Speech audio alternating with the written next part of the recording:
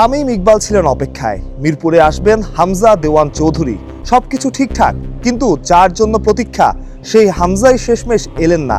শেষ বিকেলে তামিম ইকবালের দেখা পাওয়া গেল ঠিকই, কিন্তু সেখানে নেই হামজা চৌধুরী, আজকের দিনের সবচাইতে কাঙ্ক্ষিত ক্যারেক্টার।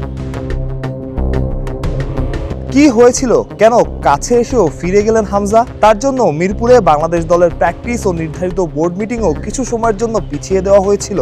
কিন্তু বিপত্তি বাধে অন্য জায়গায়। ভিন্ন আরেকটা প্রোগ্রামে ছিলেন হামজা, সেখান থেকে বের হতেই দেরি হয়ে যায় তার।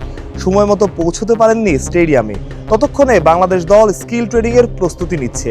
হামজাও চাননি বাংলাদেশের অনুশীলনে ব্যাঘাত ঘটাতে, তাই শেরি বাংলার কাছাকাছি এসেও ফিরে যান হামজা। বাতিল করা হয় হামজার সাথে ক্রিকেটারদের সাক্ষাতের সেশন। দুই দলই দেখিয়েছে প্রফেশনালিজম, বলতেই হয়। মূলত বিসিবির সভাপতি তামিম ইকবালের ডাকেই মিরপুরে আসার কথা ছিল হামজা চৌধুরীর। গত বোর্ডের সময় এক মন্তব্যের জেরে ফুটবলের সাথে ক্রিকেটের একটা দূরত্ব তৈরি হয়েছিল। তবে নতুন বোর্ড হামজাকে নিয়ে আসতে চেয়েছিল মিরপুরে, বিশেষ আমন্ত্রণে বাংলাদেশের অনুশীলনে।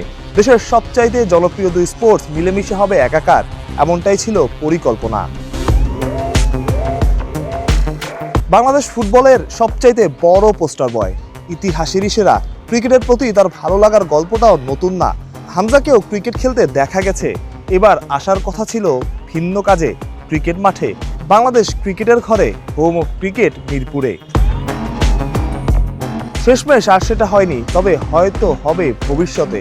হামজা আসবেন মিরপুরে, বাংলাদেশ ক্রিকেটের ঘরে, হোম অফ ক্রিকেটে, হয়তো অন্য কোনো দিন, অন্য কোনো সময়ে। প্রত্যয়, বিডি ক্রিক টাইম।